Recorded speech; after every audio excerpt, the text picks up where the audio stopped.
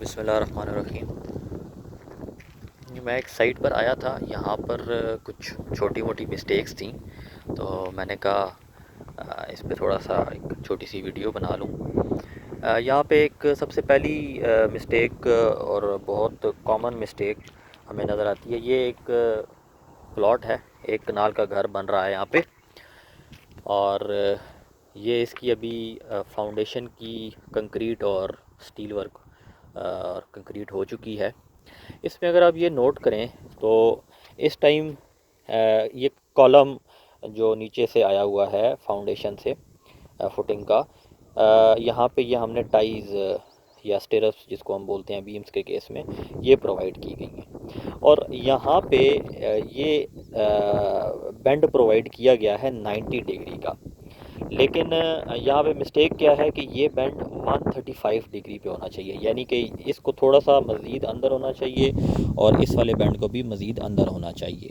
आप ये चेक करें, यहाँ पर भी जितने भी यहाँ पर कॉलम प्रोवाइड किए गए हैं, अगर मैं इस वाले अगले कॉलम पर आ जाऊँ तो यहाँ पर भी जो बेंड है ये 90 डिग्री का दिया गया है।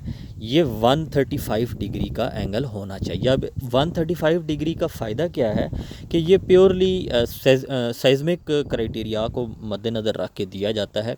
यानी अगर आप 135 डिग्री की ये हुक प्रोवाइड करेंगे, बैंड प्रोवाइड करेंगे, तो ड्यूरिंग अर्थक्वेक जो स्ट्रॉन्ग फोर्सेस आएंगी, जो अर्थक्वेक इसको ये जब इस तरह रोटेट करेगा, इस तरह भी अर्थक्वेक फोर्सेस की वजह से किसी भी डायरेक्शन में ये जा सकता है।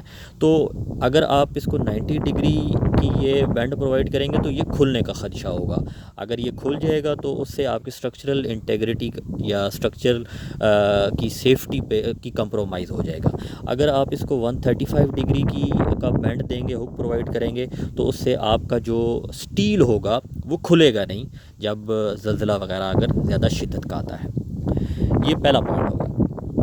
दूसरा पॉइंट आप ये चेक करें कि इसके दरमियान जो सेंटर टू सेंटर स्पेसिंग है, मोस्ट कॉमन स्पेसिंग जो घरों में है वो या तो 6 इंच प्रोवाइड की जाती है या वो 7 इंच प्रोवाइड की जाती है।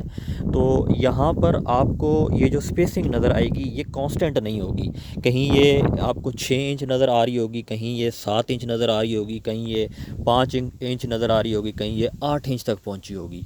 तो ये जो स्पेसिंग है, सेंटर टू सेंटर स्पेसिंग, ये भी हमें इसका भी बहुत ज़्यादा ध्यान रखना पड़ता है कि ये कंसिस्टेंट होनी चाहिए, बहुत ज़्यादा वेरी नहीं करनी चाहिए। एक और इम्पॉर्टेंट पॉइंट, आपका जब भी स्टील प्लेस करते हैं कॉलम के केस में, ख़ास तौर पे मैंने ये चेक किया है, तो जितने भी कॉलम होते हैं ये एक लाइन में अलाइन नहीं हो रहे होते।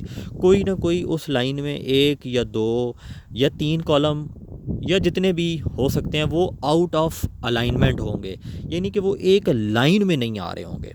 अब इनको एक लाइन में करने का आसान तरीका क्या है कि आप उस कॉर्नर पे, यानी कि वो जो मुझे सामने कॉर्नर नज़र आ रहा है, एक सरिया वहाँ पर ठोक दें और इसी तरह आप एक सरिया इस कॉर्नर पर लगा दें, अपने कॉलम की जो भी मार्किंग आप कर रहे हैं उसको मद्देनज़र रखते हुए, और उसके दरमियान कोई डोरी बांध दें। अब उस डोरी के बांधने का फ़ायदा क्या होगा कि उस स्पेसिफ़िक लाइन में जितने भी हमारे कॉलम्स आ रहे होंगे वो बिल्कुल एक ही लाइन में आएंगे, यानी कोई भी कॉलम आउट ऑफ अलाइनमेंट नहीं होगा।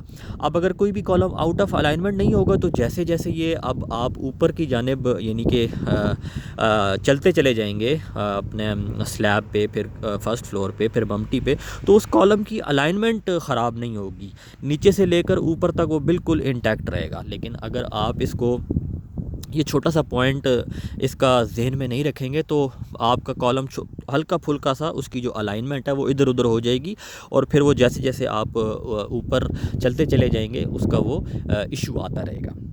एक और चौथा और इम्पॉर्टेंट पॉइंट है, कॉलम्स जब हम इस तरह करके ज़्यादा हाइट पर स्टील निकाल देते हैं तो वो थोड़ा सा जब कंक्रीट करते हैं तो इस तरह करके टिल्ट हो जाता है, यानी कि सीधा नहीं रहता, टेढ़ा हो जाता है। तो जब यही कॉलम टेढ़ा होगा और वो ऊपर भी जाएगा तो वो कॉलम टेढ़ा ही होगा।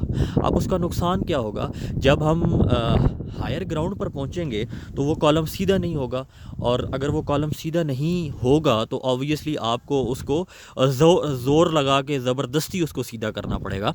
तो इसका आसान हल क्या होता है कि हम कॉलम स्टार्टर प्रोवाइड करते हैं। कॉलम स्टार्टर का मतलब ये है कि आप जब स्टील इस तरह बांध लें तो क्लियर कवर को मद्देनज़र रखते हुए आप यहाँ पर 3 इंच या 2 इंच डेप्थ का एक कंक्रीट का या सीमेंट का, जो भी आपको फिजिबल लगे, एक पैड बना दें, ठीक है, जिसको हम कॉलम स्टार्टर बोलते हैं। उससे होगा क्या, एक तो आपका ये कॉलम बिल्कुल अपनी पोजीशन मेंटेन रखेगा, और दूसरा जब आप साइडों पे शटरिंग लगाएंगे तो वो शटरिंग बिल्कुल एक्यूरेट लगेगी, जिसमें आपने अपना जो क्लियर कवर है वो प्रॉपरली मेंटेन रहेगा।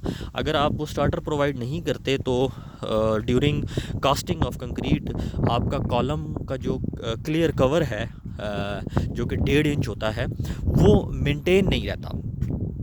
यानी कि वो कॉलम कहीं से 1 इंच क्लियर कवर होगा, कहीं से आधा इंच क्लियर कवर होगा, कहीं से वो 2 इंच क्लियर कवर दे रहा होगा, तो वो उसकी यूनिफॉर्मिटी या कंसिस्टेंसी ख़त्म हो जाएगी।